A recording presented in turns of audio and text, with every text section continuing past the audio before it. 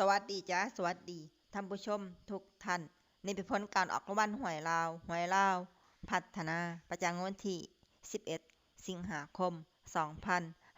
2569รางวัลเลข2ตัวรางเลขที่ออก9696รางวัลเลข2ตัวบนเลขที่ออก7070รางวัลเลข3ตัวบนเลขที่ออก670670รางวัลเลข6ตัวเลขที่ออก459670459670นี่ก็เป็นผลออกวันหวยลาวพัฒนาประจำงวดวันที่11สิงหาคม2569ขอให้โชคดีมีชัย